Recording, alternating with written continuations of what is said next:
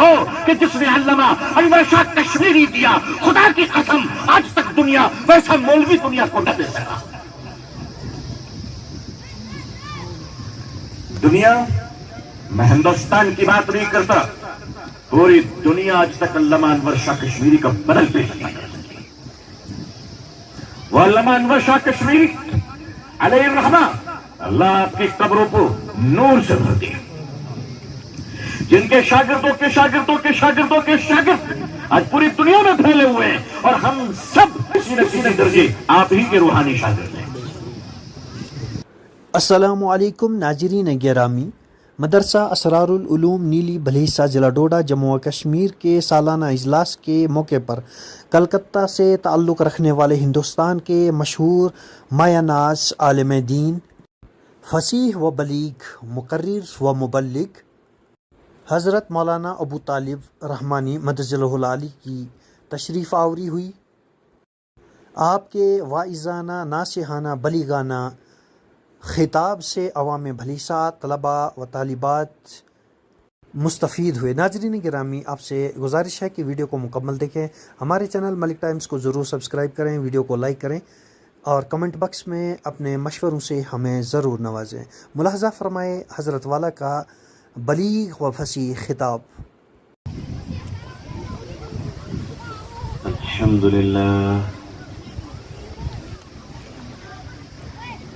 لله وكفى وسلام على عباده الذين اصطفى أما بعد. الحمد لله رب العالمين والعاقبة للمتقين والصلاة على رسوله محمد وعلى آله وأصحابه أجمعين.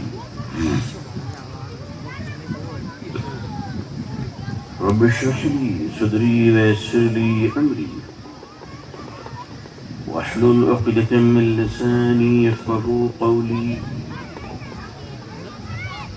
رب يسر ولا تعسر وتمم بالخير. ربي زدني علما، ربي زدني علما، اللهم ربي زدني علما وألحقني بالصالحين. فأعوذ بالله من الشيطان الرجيم. بسم الله الرحمن الرحيم. يا أيها الذين آمنوا اتقوا الله وكونوا مع الصادقين. صدق الله العظيم وصدق رسوله النبي الأمي الكريم. اللهم صل على سيدنا محمد وعطرته بعدد كل معلوم لك. اللهم صل على سيدنا محمد عبدك ورسولك وعلى المؤمنين والمؤمنات والمسلمين والمسلمات.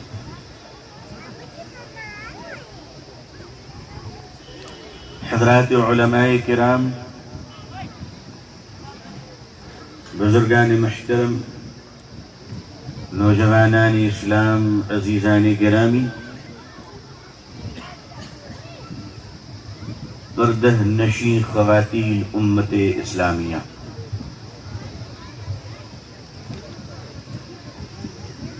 چیزیں اپنی خوبیوں سے پہچانی جاتی ہیں. ہر شے اپنی صفات سے اپنی شناخت رکھتا ہے، اس کی اپنی انڈیویجول آئیڈینٹی، چیزوں کی ذاتی شناخت اس کے صفات پر منحصر ہوا کرتی ہے. آپ کے یہاں بڑے باغات ہوتے ہیں اور باغوں میں سیب کے پیڑ ہوتے ہیں، اور پیڑوں پہ تمر بکف لرزتی شاخیں ایک اپنی شناخت رکھتی ہے. زعفران کی خوشبوئیں فضاؤں کو معطر، آپ کو مالدار اور پوری دنیا کو خوشحال اور صحت مند بنا دیتی ہے. لیکن آپ مجھے بتائیں، سڑے ہوئے سیب کی قیمت کون متعین کرتا ہے؟ ضائع شدہ سوکھی ہوئی زعفران کی پتیوں کو بھلا کون پسند کرتا ہے؟ گلاب کی تازہ پتیاں ہوں تو جنازے سے لے کر دولہے تک سبھی کی پسند ہوا کرتی ہے، لیکن مرجھائی ہوئی کلیوں کو لوگ بڑی بے دردی سے اپنے پاؤں تلے کچل دیا کرتے ہیں. صفات جب ختم ہوتی ہے، خوبیاں جب مٹ جاتی ہیں، تو قیمتی چیزیں بھی بے قیمت بن جایا کرتی ہیں. یہ سنگ مرمر کا تراشا ہوا بدن، دنیا جسے ناز میں تاج محل کہتی ہے، اس کی شگاف بڑھ رہی ہے. خدائے لازوال بے داغ ہے، ایک دن اس کے خوبصورت جسم کو بھی داغدار ہونا ہے. کل مراکش میں جو زلزلہ آیا، وہاں کی نائٹ کلبوں میں تھرکنے والے آج کفن کے کپڑوں کو آواز دے رہے ہیں. وہ موروکو کی ساحلی علاقے، وہ ریسارٹس، وہ بڑے بڑے اسٹارس اور نائٹ کلب جہاں لوگ یہ سمجھتے تھے کہ زندگیاں یہاں سے شروع ہوتی ہے، یہاں سے لائف لائن سٹارٹ ہوتی ہے، شاید موج زندگی یہی ہے، تماشا حیات یہی ہے. مگر آج ان سے پوچھ لیجئے کہ دنیا پوچھ رہی ہے کہ بتاؤ کفن بھیجوں یا تابوت بھیجوں. عزیزان ملت، برف کا اچھا تاجر وہ ہے جو برف کے پگھلنے سے پہلے اس کی ٹھنڈک کا استعمال کر لے. سیب کا اچھا تاجر وہ ہے جو سیبوں کو ضائع ہونے سے پہلے بازار میں اس کی تجارت کر لے. عزیزان ملت، ایک کامیاب انسان وہ ہے جو کفن میں لپٹ کر قبر میں جانے سے پہلے اپنے پیدا کرنے والے مالک کو راضی کرے، اپنے خالق کو پہچان لے. اور میرے مظلوم بھائیوں، اور میرے دیندار بھائیوں، اور میری جفاکش بہنوں، میں جانتا ہوں کہ ہم تمہارے لیے کچھ نہیں کر پاتے. میرے مظلوم بھائیوں، میں پورے ملک کی طرف سے تمہیں معافی چاہتا ہوں تم سے کہ تمہاری بہادری کو سلام ہے، تمہاری دینداری کو سلام ہے، تمہارے جذبے کو سلام ہے، تمہارے دعوت و تبلیغ کو سلام ہے، تمہاری حیا کو سلام ہے، تمہاری غیرت کو سلام ہے. آج تم کھڑے ہو جاؤ، وہ تم ہو کہ جس نے علامہ انور شاہ کشمیری دیا. خدا کی قسم آج تک دنیا ویسا مولوی دنیا کو نہ دے سکا. دنیا، میں ہندوستان کی بات نہیں کرتا، پوری دنیا آج تک علامہ انور شاہ کشمیری کا بدل پیش کیا کرتی ہے. وہ علامہ انور شاہ کشمیری علیہ الرحمہ، اللہ آپ کی قبروں کو نور سے بھر دے، جن کے شاگردوں کے شاگردوں کے شاگردوں کے شاگرد آج پوری دنیا میں پھیلے ہوئے ہیں، اور ہم سب کسی نہ کسی درجے آپ ہی کے روحانی شاگرد ہیں. ہمارے ادارے اور تخلص الگ الگ ہو سکتے ہیں، لیکن ہماری فکری نسبتیں علامہ انور شاہ کشمیری کی جوتیوں سے جا کر ملتی ہیں رحمت اللہ علیہ. عزیزان ملت، یہ سرخِ زمین اگر یہاں کا مسلمان اپنی ایمانداری کی آوازوں کو بلند کر دے تو انشاءاللہ بے ایمانی کے ایوان میں زلزلہ پیدا ہو جائے گا.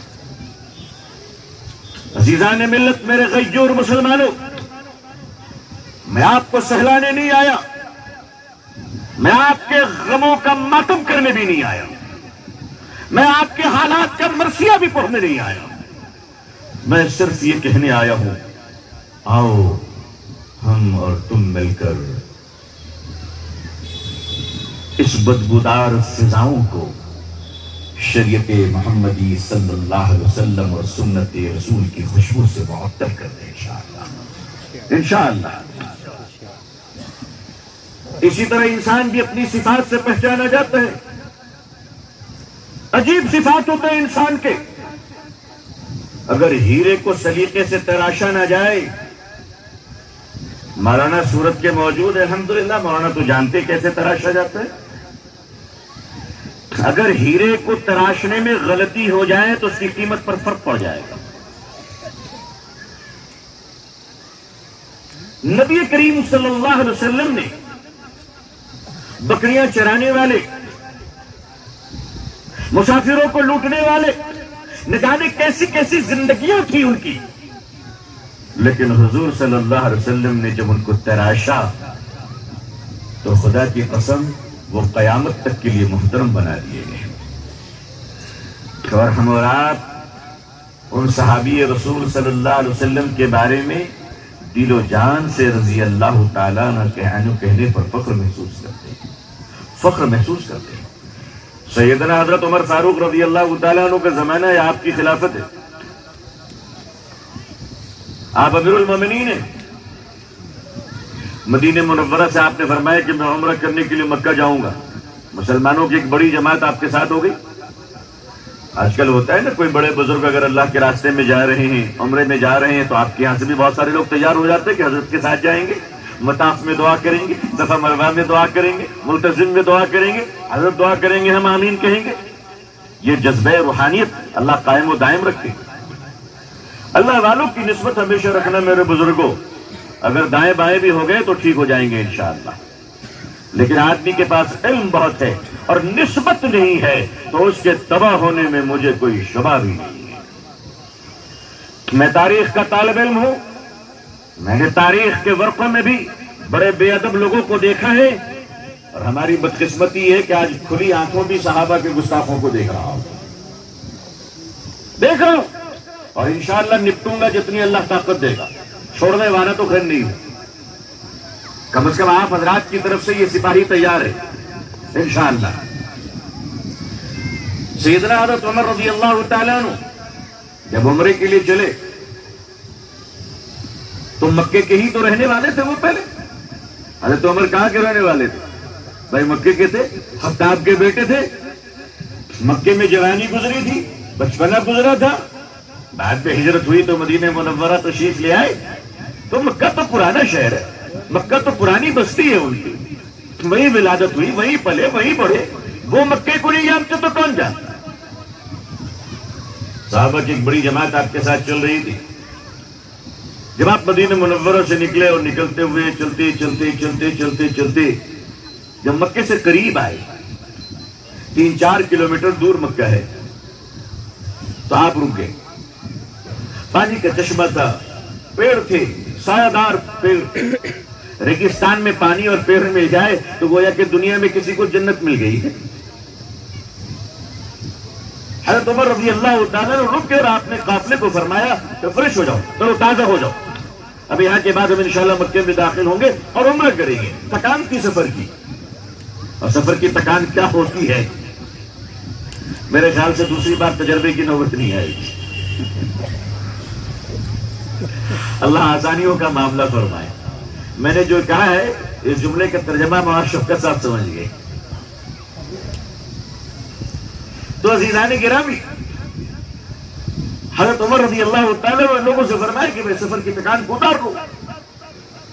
سارے لوگ اپنے کاموں میں لگے، جیسے ہماری جماعتیں جب مسجد میں جاتی ہیں ماشاءاللہ، تو ہمارے ایک بزرگ گزرے ہیں دعوت و تبلیغ کے مرکز نظام الدین میں، حضرت قاری ظہیر صاحب رحمۃ اللہ علیہ۔ جن لوگوں نے ان کو دیکھا ہو ان میں بھی الحمدللہ میں حضرت کے قریب بیٹھا کرتا تھا۔ تو حضرت ایک بار جماعت کے روانگی کے آداب نظام الدین میں بیان فرما رہے ہیں۔ وہ آج بھی مجھے بات یاد ہے، فرمائے بھائی امیر کی اطاعت کرنا۔ کس کی اطاعت؟ امیر کی۔ اور پھر ہنستے ہوئے فرمانے لگے اس طرح اطاعت کرنا کہ جب مسجد میں جماعت جائے تو سب سے پہلے پورے کپڑے اتار لینا، ایک تولیہ لپیٹ لینا، پورے کپڑے کو بالٹی میں بھگو دینا، اس کے بعد کہنا امیر صاحب کپڑے دھونے کی اجازت ہے۔ وہ امیر بیچارہ مرے گا یا جیے گا؟ کہے گا بھائی سب بھگا چکے ہو، سکھانے کی تیاری کرو۔ تو سیدنا حضرت عمر رضی اللہ تعالیٰ عنہ نے فرمایا آپ کی اجازت ہو گئی، سارے لوگ اپنے کام میں لگ گئے۔ لیکن امیر المومنین حضرت سیدنا عمر بن خطاب رضی اللہ تعالیٰ عنہ ایک سایہ دار درخت کے نیچے ٹیک لگا کر بیٹھ گئے۔ کچھ بہت قریب کے آپ کے دوست و احباب بھی ساتھ میں بیٹھ گئے۔ آپ مسکرا رہے ہیں، اکیلے تنہا، آپ کچھ سوچ رہے اور مسکرا رہے، کسی سے بات نہیں کر رہے۔ مسکراتے مسکراتے آپ کا تبسم اتنا ظاہر ہو گیا کہ لوگوں کو محسوس ہو گیا کہ امیر المومنین مسکرا رہے ہیں۔ دور سے مسکرانے اور ہنسنے میں فرق ہے۔ یہ جو دانت کھول کر اور منہ کھول کر جبڑے کھول کر جو ہنسا کرتے ہیں، یہ ہنستے نہیں، یہ بیچارے یہ ہنسنے کی نوٹنکی میں اپنے جگر کو نکال کر 2 روٹی کی کمائی کی بھیک مانگتے ہوئے نظر آتے ہیں۔ تو حضرت عمر رضی اللہ تعالیٰ عنہ مسکرا رہے۔ ساتھیوں نے اور صحابہ نے اور مسلمانوں کی جماعت نے یہ سمجھا اور صحیح سمجھا کہ حضرت عمر رضی اللہ تعالیٰ عنہ کا تو یہ علاقہ جانا پہچانا ہے، بچپن کی کوئی بات یاد آ گئی ہوگی تو آپ مسکرانے لگے۔ پھر اچانک آپ کا چہرہ غمگین ہو گیا اور آپ رک گئے اور آپ آہستہ آہستہ غمزدہ ہوتے ہوتے آپ رونے لگے اور آپ کی آنکھوں سے آنسو کی دھار بہنے لگی۔ اتنا روئے کہ آپ کی داڑھی مبارک بھیگ گئی۔ جو مسلمان قریب میں تھے ان کو تشویش ہوئی کہ یہ 2 متضاد کیفیت، ہنسنے والا روتا نہیں، رونے والا ہنستا نہیں۔ امیر المومنین ابھی مسکرا رہے تھے اور اب رو رہے ہیں، وجہ کیا؟ آ کر پوچھ لیا لوگوں نے، امیر المومنین آپ خیریت سے تو ہیں، طبیعت اچھی تو ہے، آپ مسکراتے میں رونے کیوں لگے؟ سیدنا حضرت عمر فاروق رضی اللہ تعالیٰ عنہ نے فرمایا لوگوں، میرے ہنسنے اور رونے کی وجہ میرے بچپن کا وہ واقعہ ہے کہ جب میرا باپ خطاب مجھے مکے کے چرواہوں کے ساتھ، بکریاں چرانے والوں کے ساتھ، مجھے بھی اپنی بکریاں اور اونٹ، بکریوں کی ریوڑ اور اونٹ کا جتھا دے کر بھیجا کرتا تھا کہ جاؤ عمر ریگستان میں ببول کی جھاڑیوں میں جانوروں کو چرا کر لا۔ چرواہوں کے ساتھ میں جایا کرتا تھا، جانور چرتے تھے، میں البیلا تھا، بے فکر تھا، کیئر لیس تھا، مجھے کوئی فکر نہیں میرے باپ کی جائیداد کی، مجھے کوئی فکر نہیں جانوروں کی اور بکریوں اور اونٹ کی، میں کوئی توجہ نہیں دیا کرتا تھا، اسی درخت کے نیچے آ کر سو جایا کرتا تھا۔ بکریوں کو بھیڑیا اٹھا کر لے جاتا، اونٹنیاں مجھ پر پیشاب کر دیتی۔ رات جب میں گھر شام میں واپس گھر جاتا، میرا باپ خطاب میرے سر کے بالوں کو، زلفوں کو پکڑ کر مجھے مارا کرتا تھا اور کہتا تھا کہ آئے عمر تو کیسا ہے، کتنا نکما ہے تو کہ تجھ سے بکریاں نہیں سنبھلتی، تجھ سے اونٹ نہیں سنبھلتا۔ لوگوں، ہنس رہا ہوں اس بات پر کہ جب تک یہ عمر خطاب کا بیٹا تھا اس سے جانور نہیں سنبھلتے تھے۔ رو رہا ہوں اس بات پر کہ جب سے یہ عمر محمد رسول اللہ صلی اللہ علیہ وسلم کا غلام بن گیا ہے، اللہ نے اسے دنیا چرانے کا سلیقہ عطا فرمایا۔ وہ عمر جن سے بکریاں نہ سنبھلتی تھی، آج ان سے ملک ایسے سنبھل رہے ہیں کہ کسرا کے بادشاہ نے، روم کے بادشاہ نے حضرت عمر کو دیکھا نہیں تھا، سنا تھا۔ روم کا یہ عالم کہ آپ روم کا بادشاہ کھانا کھا رہا ہے اور کسی وزیر نے حضرت عمر کا نام لے لیا، اس کے ہاتھوں میں کپ کپی آ گئی، لرزہ طاری ہو گیا، اس کے ہاتھ کے لقمے نیچے گر گئے اور وہ خوف زدہ ہو کر کہنے لگا یہ نام میرے سامنے مت لیا کرو، اس نام سے تو میرا کلیجہ کانپ جاتا ہے۔ سچ کہا تھا رسول اللہ صلی اللہ علیہ وسلم نے کہ اے عمر، جس راستے سے تم گزرو گے اس راستے سے شیطان کو گزرنے کی جرأت نہ ہوگی۔ عزیزان ملت، یہ عمر جو عمر بنے، یہ نگاہ تھی نبی کریم صلی اللہ علیہ وسلم، یہ تربیت تھی آقا دو جہاں صلی اللہ علیہ وسلم کی، اسی لیے اللہ نے فرمایا کہ اے تقوی والو، اے ایمان والو، میرے سچے اور نیک بندوں کے ساتھ رہا کرو۔ کس کے ساتھ رہا کرو؟ میرے نیک بندوں کے ساتھ رہا کرو۔ وَكُونُوا مَعَ الصَّادِقِينَ۔ یقین مانیے یہ اللہ کا مشورہ نہیں ہے، اس آیت کریمہ میں اللہ کا حکم ہے۔ کیا ہے یہ حکم ہے، اور اس نقطے کو آج اپنے دل پر نقش فرما لیجیے کہ یہ حکم منسوخ نہیں ہے، جاری ہے قیامت تک کے لیے۔ کس کے ساتھ رہا کرو؟ اللہ کے نیک بندوں کے ساتھ رہا کرو، یہ اللہ کا حکم قیامت تک کے لیے ہے۔ میرے بزرگوں، اللہ کسی ایسی بات کا حکم نہیں دیتا جو دستیاب نہ ہو۔ اللہ تعالیٰ کسی ایسی بات کا آدیش یا آرڈر نہیں دیتا جو جس کی اویلیبلٹی نہ ہو۔ اللہ نے فرمایا کہ میرے سچے بندوں کے ساتھ رہا کرو، تو اللہ کی قسم اللہ کے نیک بندے قیامت تک باقی رہیں گے۔ یہ جو لوگ کہتے ہیں نا اجی یہ زمانہ بڑا خراب ہے، اب اللہ کے نیک بندے نہیں ملتے، استغفر اللہ پڑھیں، یہ گفتگو جہالت کی ہے، اور اگر کوئی جان بوجھ کر کر لے تو پھر علماء طے فرمائے کہ قرآن کی آیت کی روح سے اسے کیا کہا جائے گا۔ یہ قابل اصلاح بات ہے، یہ قابل فکر بات ہے کہ ہم یہ کہیں کہ اللہ کے نیک بندے نہیں ملتے۔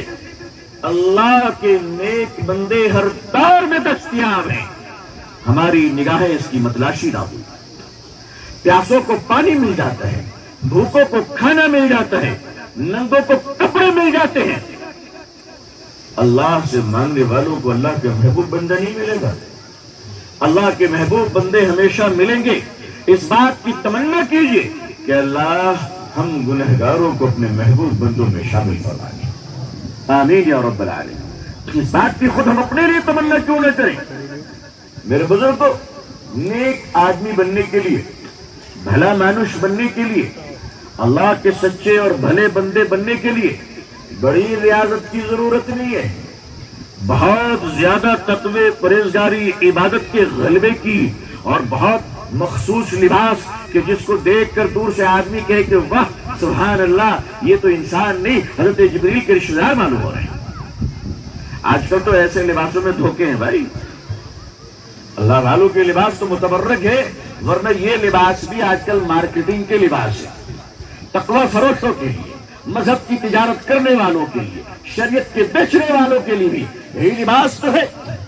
مگر یاد رکھیے گا کہ اللہ تعالیٰ کے نیک اور صالح بندے، اللہ تعالیٰ کے بھلے بندے اور اللہ تعالیٰ کے محبوب اولیاء بندے میں شامل ہونے کے لیے نہ بھوکے رہنے کی ضرورت ہے، نہ پہاڑوں کی چوٹیوں پہ جانے کی ضرورت ہے، نہ چنار ندی میں چھلانگ لگانے کی ضرورت ہے۔ نہیں، یاد رکھے میرے بزرگوں، اللہ کے نیک بندے، اللہ کے محبوب بندے بننے کے لیے گھروں کو چھوڑنا نہیں ہے، بیوی بچوں سے الگ نہیں ہونا ہے، سیب کے باغات سے منہ نہیں موڑنا ہے، دنیا داری اور کاروبار کو چھوڑنا نہیں ہے۔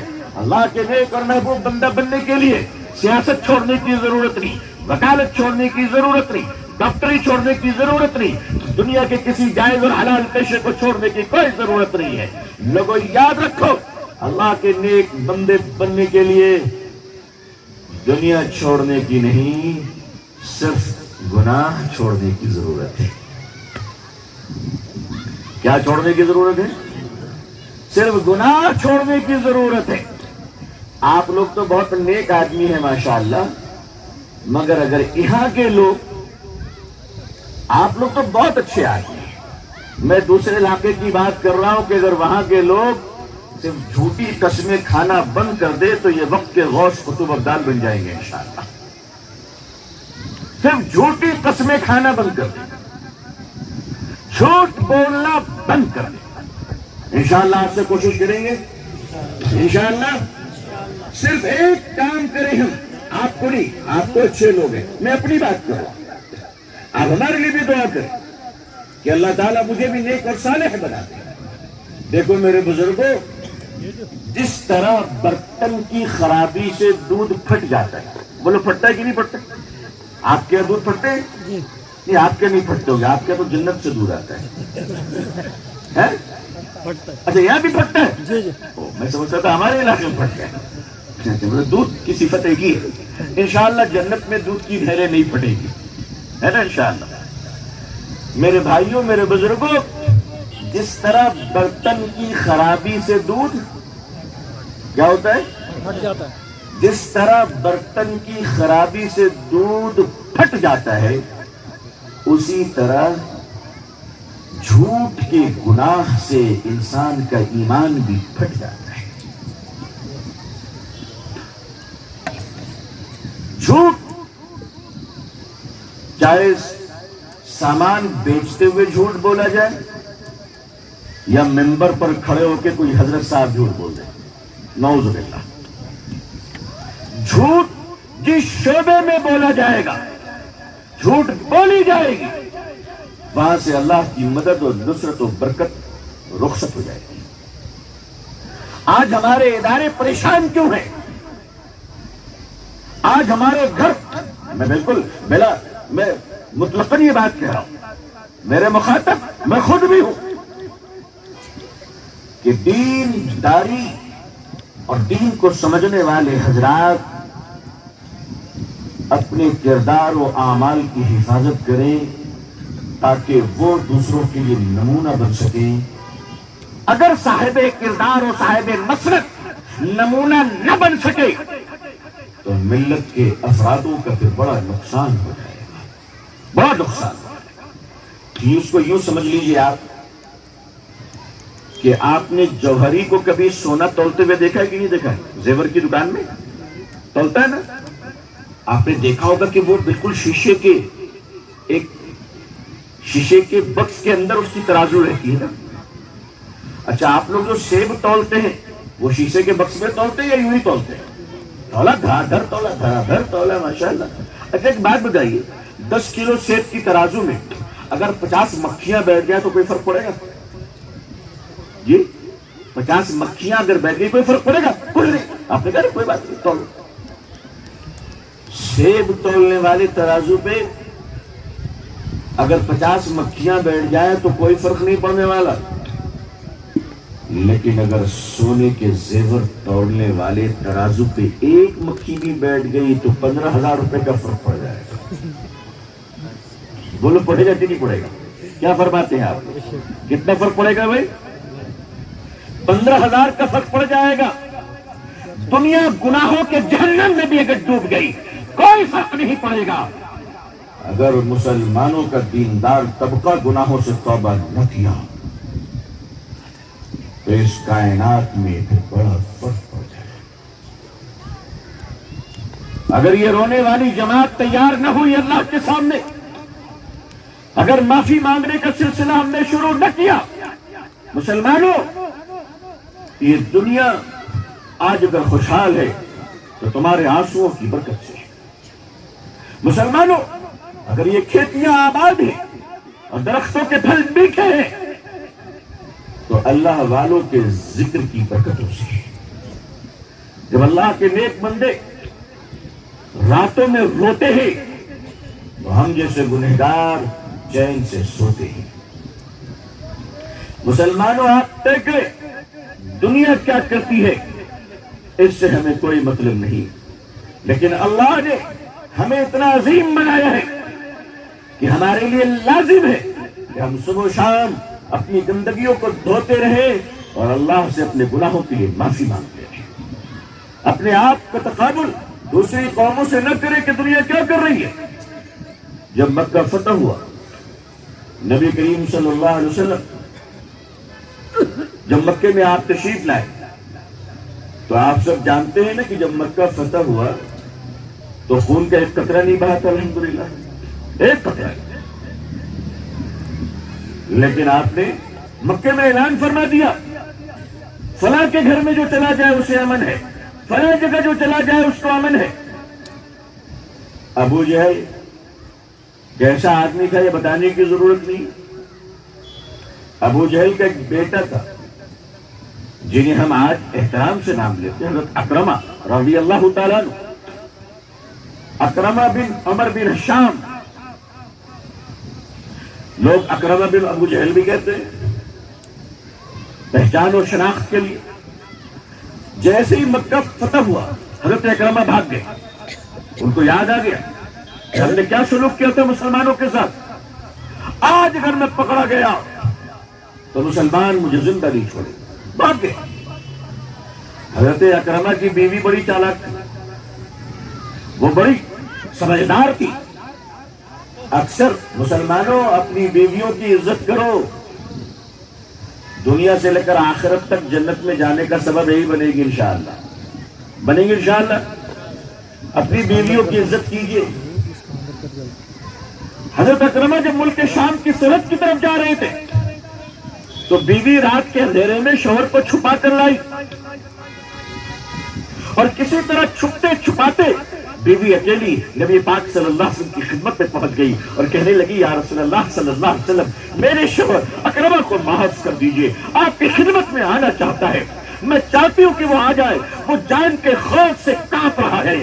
اگر آپ امن دے دیں تو وہ آپ کی خدمت میں آنا چاہتا ہے. میرے آقا صلی اللہ علیہ وسلم نے فرمایا آئے ہائے رحمت للعالمین صلی اللہ علیہ وسلم, کہیے درود پڑھیے صلی اللہ علیہ وسلم. فرمانے لگے جاؤ اپنے شوہر کو لے آؤ. رات ہوئی, اندھیرے میں چھپتے چھپاتے اپنے شوہر کو لے کر آ رہے. شوہر پوچھ رہے بیوی سے سب کچھ ٹھیک ٹھاک سے تیاری کر لی ہے نا؟ دیکھ ایسا نہ ہو کہ آج تو بیوہ بن جائے. بیوی کہہ لگی چلو میں بات کر چکی ہوں محمد رسول اللہ صلی اللہ علیہ وسلم. شوہر کو لے کر ڈرتے ڈرتے آتی ہے. حضور صلی اللہ علیہ وسلم کے قریب پہنچتی ہیں تو حضرت اکرمہ رک کر کہتے ہیں رک, آج تو نے ستیہ ناش کروا دیا میرا. کہا کیا؟ کہا وہ دیکھ حضور کے پاس کون بیٹھے ہوئے ہیں صلی اللہ علیہ وسلم. وہ کہتی ہاں وہ تو حضرت عمر بیٹھے ہیں. تو حضرت اکرمہ فرماتے اللہ کی بندی حضور نے معاف کیا ہے, عمر نے معاف نہیں کیا ہے. اگر میں عمر کے ہتھے چڑھ گیا تو جب تک خبر پہنچے گی تب تک میرا کریا کرم کمپلیٹ ہو جائے گا. حضرت عمر بیٹھے, حضرت اکرمہ آگے بڑھ رہے. بیوی کہہ رہی چلو حضور بیٹھے ہیں صلی اللہ علیہ وسلم, ایک بار حضور دیکھ لیں گے صلی اللہ علیہ وسلم, معاملہ تمہارا ٹھنڈا ہو جائے گا. حضرت اکرمہ جب آگے بڑھ رہے ہیں حضرت عمر نے دیکھ لیا. دیکھنا تھا صحیح ہے. پھر تو آیا, اپنی تلوار کو کس کے پکڑے, اور حضرت عمر سمجھ رہے کہ اگر یہ حضور تک پہنچ گیا تب تو کچھ نہیں کر پاؤں گا, پہلے ہی میں کام تمام کر دوں اس کا. حضرت عمر تلوار کو لے کر پوچھنا چاہ رہے. حضور صلی اللہ علیہ وسلم نے فرمایا عمر کہاں جا رہے ہیں؟ تو حضرت عمر فرما رہے ہیں کچھ ضرورت تھی, استنجا وغیرہ کر کر آتا ہوں. اللہ کے نبی صلی اللہ علیہ وسلم فرمایا عمر استنجے کے لیے تو آدمی پانی لیتا ہے, تم تلوار لے رہے. کہا کہ وہ کیا کروں, عادت پڑی ہوئی ہے, اس کے بغیر چین نہیں آتا. کہا بیٹھ جاؤ. بیٹھ گئے. حضرت اکرمہ تھوڑے اور قریب آئے. حضرت عمر نے کہا کہ اب پھر پکڑا, پھر اٹھنے گئے. حضور نے فرمایا عمر بیٹھ جاؤ. بیٹھ گئے. بڑا مسئلہ ہو رہا. بیوی کھینچ رہی ادھر, حضرت اکرمہ جا رہے پیچھے, اور حضرت عمر اپنے سسٹم کو ٹھیک کر رہے. جب تیسری بار آگے بڑھے حضرت عمر جھٹ سے اٹھے. اللہ کے نبی صلی اللہ علیہ وسلم نے جھٹ سے پکڑا اور فرمایا عمر بھول گئے وہ دن جب تم تلوار لے کر میری گردن کے پاس آئے تھے, میں نے تمہیں معاف کر دیا تھا. آگے بڑھو اور اپنے بھائی اکرمہ کو معاف کر دو. آگے بڑھو, اکرمہ کو معاف کرو. صلاۃ و سلام ہو یا رسول اللہ صلی اللہ علیہ وسلم. معاف کرو. حضرت اکرمہ کو معاف کر دیا گیا. میرے آقا صلی اللہ علیہ وسلم نے سینے سے لگایا اور کلمہ پڑھا, مسلمانوں اٹھو اور آپس کے جھگڑوں کو ختم کر دو, ایک دوسرے کو معاف کر دو. معاف کر دیں گے انشاءاللہ. ایک دوسرے کو معاف کر دیجیے. جھوٹ سے توبہ کریں ہمیشہ اللہ کہ جھوٹ نہیں بولیں گے چاہے نفع ہو یا نقصان ہو. جھوٹ سے توبہ کریں. عزیزان ملت، دوسرا آپس کے رشتہ داریوں میں، میاں بیوی میں، اولادوں میں اوپر نیچے ہو جایا کرتی ہے. کسی بات پر اختلاف ہو جایا کرتی ہے، دل ٹوٹ جاتا ہے، لیکن لوگوں کو معاف کر دیجیے. لوگوں کو معاف کر دیجیے. نبی پاک صلی اللہ علیہ وسلم نے جب شہادت کی انگلی چاند کی طرف اٹھائی، شق القمر چاند کے 2 ٹکڑے ہوئے، مگر لوگ ایمان نہیں لائے. حالانکہ معجزہ تھا، تھوڑے لوگ ایمان لائے. آپ صلی اللہ علیہ وسلم نے کنکریوں پر اشارہ فرمایا، معجزہ تھا، کنکری نے کلمہ پڑھا، مگر ایمان تھوڑے لوگ لائے. لیکن جب میرے آقا صلی اللہ علیہ وسلم نے کعبہ کے غلاف پکڑ کر فرمایا، لوگوں میں نے تمہیں معاف کر دیا، سارے لوگ ایمان لے آئے. معافی میں بڑی قوت ہے میرے بھائی، معافی میں بڑی قوت ہے. اپنا جگر بڑا کیجئے، معاف کرنے والا بن جائے. اور تیسری بات یاد رکھیے، اپنی جائیداد میں اپنی بیٹیوں کو حصہ دینا طے کر لیجیے. اس خطے کے اکابر علماء کے قدموں کو پکڑ کر میں کہتا ہوں، مسلمانوں کو ان کی بیٹیوں کو جائیداد میں حصہ کھڑے ہو کر دلوائیں. جو لوگ اپنی بیٹیوں کو حصہ نہیں دیتے اپنے مال میں، وہ ڈاکو بن کر مرتے ہیں، وہ چور بن کر مرتے ہیں. گرچہ کہ وہ حاجی، عالم، حاجی، حافظ اور نہ جانے کیسے کیسے نیک اور بزرگ لوگ ہوتے ہیں. اگر باپ کے کفن کا ٹکڑا بچ گیا ہے تو اس ٹکڑے میں بھی اس بیٹی کا حصہ ہے، اس بیٹی کا حصہ ہے. آپ کہتے ہو شادی میں جہیز دیا، پتہ نہیں مجھے جہیز کی روایت یہاں اگر رواج ہے تو اس پر مقامی حضرات علماء کو کام کرنا چاہیے. اور الحمدللہ آپ لوگ کام کر رہے ہیں انشاءاللہ آہستہ آہستہ. اسلام میں جہیز کی کوئی رواج نہیں ہے. اپنے کھانے کو ضائع نہ کیجیے، یہ اللہ کی نعمت ہے. جب آدمی کھانا ضائع کرتا ہے تو اللہ کی نعمت کی ناقدری ہوتی ہے. نبی کریم صلی اللہ علیہ وسلم گھر میں تشریف لائے، ماں عائشہ کے حجرے میں، تو آپ نے دیکھا روٹی کا ایک سوکھا ٹکڑا گرا ہوا ہے. آپ صلی اللہ علیہ وسلم نے اس روٹی کے ٹکڑے کو اٹھایا اور فرمایا، عائشہ اس کی قدر کرو، یہ روٹھ جاتی ہے تو پھر آیا نہیں کرتی. اللہ نے جو روزی آپ کو دی ہے اس کی عزت کیجیے. اپنی بیٹیوں کی عزت کیجیے، اپنی بیٹیوں کو عظیم بنائیے. مسلمانوں کی بیٹیوں کو اتنا عظیم بنائیے میرے بھائی، جب مائیں عظیم نہیں ہوں گی تو اولاد عظیم نہیں ہوگی. ہم ماؤں پر توجہ نہیں دیتے. ہماری بیٹیاں یہ جنت کی شہزادیاں ہیں، یہ جنت کی گڑیاں ہیں. اپنی بیٹیوں کو اپنے سر پہ رکھو، اپنی بیٹیوں کو اپنے سینے سے لگاؤ، اپنی بیٹیوں کو اتنی تعلیم دو میرے بھائی. مسلمان بچیوں کی اعلیٰ تعلیم منع نہیں ہے، بے حیائی منع ہے، بے غیرتی منع ہے. ہمارے یہاں ایسے تعلیمی ادارے ہونے چاہیے جہاں کو ایجوکیشن یعنی مخلوط تعلیم کا سسٹم نہ ہو. آپ 10ویں تک اس طرح پڑھائیں کہ ایک چھت کے نیچے ہماری بیٹی قرآن پڑھ لے، ناظرہ پڑھ لے، حافظہ اور عالمہ ہو جائے. ذرا تم بتاؤ میرے بھائیوں، اگر آپ کی ایک بیٹی حافظ قرآن ہو ماشاءاللہ، اور پھر میڈیکل گریجویشن کر لے اور MBBS ڈاکٹر بن جائے، اور 2 بیٹی سرجن بن جائے، اور پورے حجاب اور نقاب میں ہاسپٹل آئی، اور کسی مسلمان عورت کی آپریشن کرنا ہے تو وہ حافظہ ڈاکٹر وضو بنائے گی، 2 رکعت نماز صلاۃ الحاجت پڑھے گی اور اللہ سے فریاد کرے گی کہ میرے اللہ آپریشن کرنا تو میرا کام ہے، شفا دینا آپ کا کام ہے. اور ویسی ڈاکٹر جب اندر اوٹی میں جائے گی آپریشن تھیٹر میں تو اپنی بہن کو اینستھیسیا دے کر بے ہوش کرنے سے پہلے کہے گی، وہ میری بہن کلمہ شہادت پڑھ لے، شفا مل گئی تو زندگی میں آ جانا، موت مل گئی تو جنت میں انتظار کرنا. اپنی بیٹیوں کو کیوں نہیں آگے بڑھاتے؟ کیوں اپنی بیٹیوں کو دبا کر رکھا ہے؟ اپنی بیٹیوں کو اچھی عالمہ بناؤ. میں اس دنیا میں ایسی مسلمان عورت پائلٹ کو جانتا ہوں جو خاتون ہے، فارن کنٹری کے ایک بڑی لمبی لانگ ڈسٹینس کی کمرشل فلائٹ کی پائلٹ ہے، مکمل باحجاب حافظ قرآن ہے، 8 گھنٹے جانے میں 8 گھنٹے آنے میں. وہ خود فرماتی ہے کہ میں جانے میں 15 پارے پڑھتی ہوں، آنے میں 15 پارے پڑھتی ہوں۔ کیوں نہیں اپنی بیٹیوں کو عظیم بناؤ۔ بابا فرید الدین گنج شکر رحمت اللہ علیہ کی ماں جب بوڑھی تھی تو ان سے محلے کی عورتوں نے کہا، او بڑی بھی، آپ کا بیٹا فرید الدین بڑا کمال کا انسان ہے، اللہ کا بڑا نیک بندہ ہے، دعا کرتا ہے تو قبول ہوتی ہے، پانی میں دم کرتا ہے تو شفا ہوتی ہے، کسی پہ نگاہ ڈالتا ہے تو اسے اللہ کی محبت نصیب ہوتی ہے۔ ماں وجد میں آ گئی اور آسمان کی طرف چہرہ کر کے کہنے لگی، اللہ تیرا شکر ہے، تو نے میرے بیٹے کو اپنی محبت اور ولایت سے نوازا ہے، لیکن کوئی مجھ سے بھی تو پوچھ لے کہ بحیثیت ماں میں نے اپنے بیٹے کی پرورش کیسے کی ہے۔ اللہ میں نے اپنے بیٹے فرید کو کبھی بغیر وضو کے دودھ نہیں پلائی۔